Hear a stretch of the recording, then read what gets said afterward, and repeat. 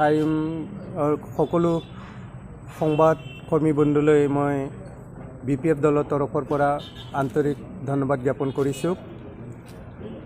আমি যোৱা কেইবাদিন ধৰি অতি দুখেৰে লক্ষ্য কৰিছোঁ যে কোনোদিনে BTD অঞ্চলত নোহোৱা, কোকৰাঝাৰত নোহোৱা এটা পৰিস্থিতি আমি দেখিছোঁ। এটা গণতান্ত্ৰিকভাৱে চৰকাৰ এখন ইয়াত গঠন হ'ব লাগে আৰু সকলো সাংবিধানিক যিখিনি বিধি ব্যৱস্থা উলংঘা কৰি BPF দল সিংগল লাৰ্জেষ্ট মেজৰিটি হোৱা সত্ত্বেও মানে গভৰ্ণৰে আমাক চৰকাৰ গঠন কৰাৰ কাৰণে আমন্ত্ৰণ নজনালে। ইতিমধ্যে আমি চৰকাৰ গঠনৰ দাবী উত্থাপন কৰিছিলোঁ, কিন্তু মানে অগণতান্ত্ৰিকভাৱে মানে তেওঁলোকে চৰকাৰ এখন গঠন কৰিছে, শপত মানে লৈছে। আৰু এই কথা মই দুখেৰে আহ্বান জনাব বিচাৰিছোঁ, অসমৰ যিমান গণতান্ত্ৰিক দল সংগঠন আছে তেওঁলোকে আমাক অলপমান সহায় কৰিব লাগে।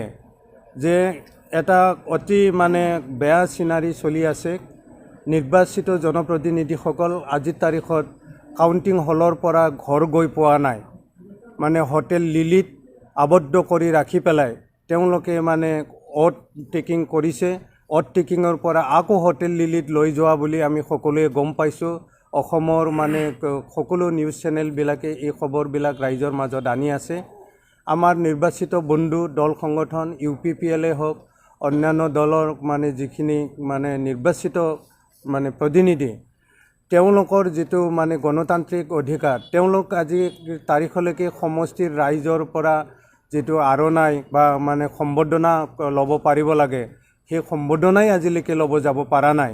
এনেধৰণৰ চাগৰুদ্ধকৰ যিটো পৰিস্থিতি মানে সৃষ্টি কৰিছে অসমৰ মাননীয় মানে প্ৰতাপশালী মন্ত্ৰী হিমন্ত বিশ্ব শৰ্মা ডাঙৰীয়াই, সেইটো মানে গণতান্ত্ৰিক ব্যৱস্থাপনাৰ নহয়।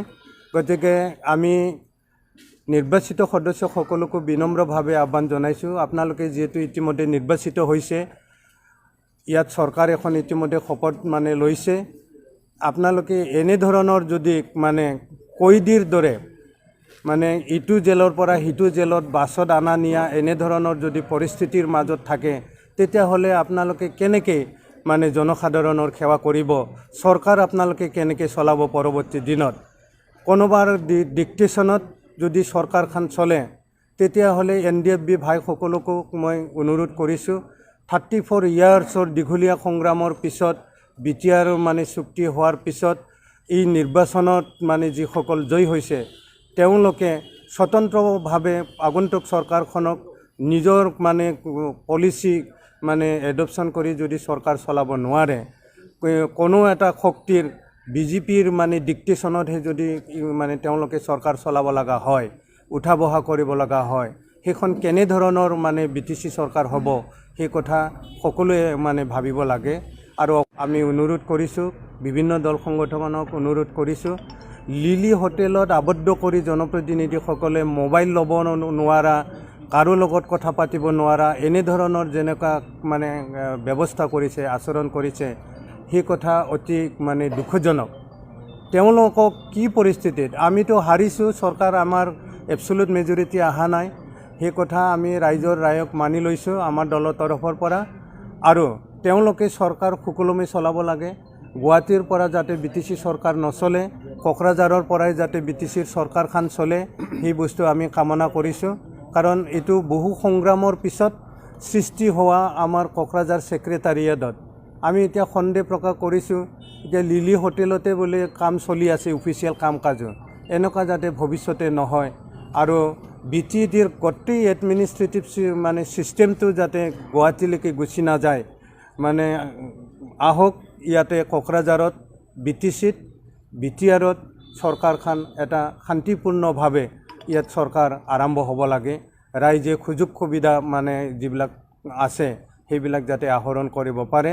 বহুত সমস্যা আছে BTC অঞ্চলত, সেই সমস্যাবিলাক সমাধান কৰাৰ কাৰণে মানে ইয়াত শান্তিপূৰ্ণভাৱে গণতান্ত্ৰিকভাৱে চৰকাৰখন ইয়াত আৰম্ভ হ'ব লাগে সোনকালে।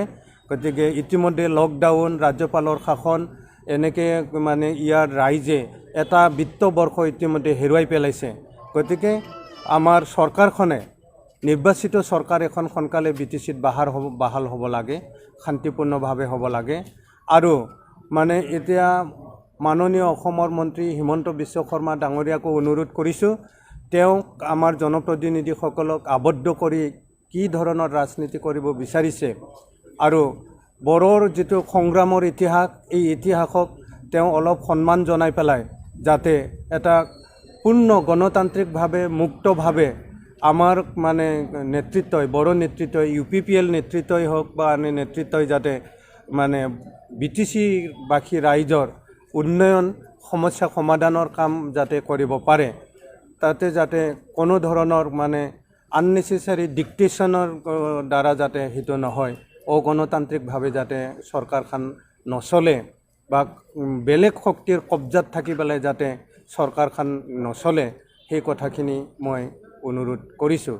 আৰু যদি BPF দলক ভয় কৰিছে তেতিয়াহ'লে মই এইটো কথা দুখেৰে ক'ব বিচাৰিছোঁ, কোনো যদি মানে নিৰ্বাচিত প্ৰতিনিধি নিজেই যদি উপজাতি কিবা নকৰে, বিক্ৰী নাযায়, কোনে কিনিব পাৰিব?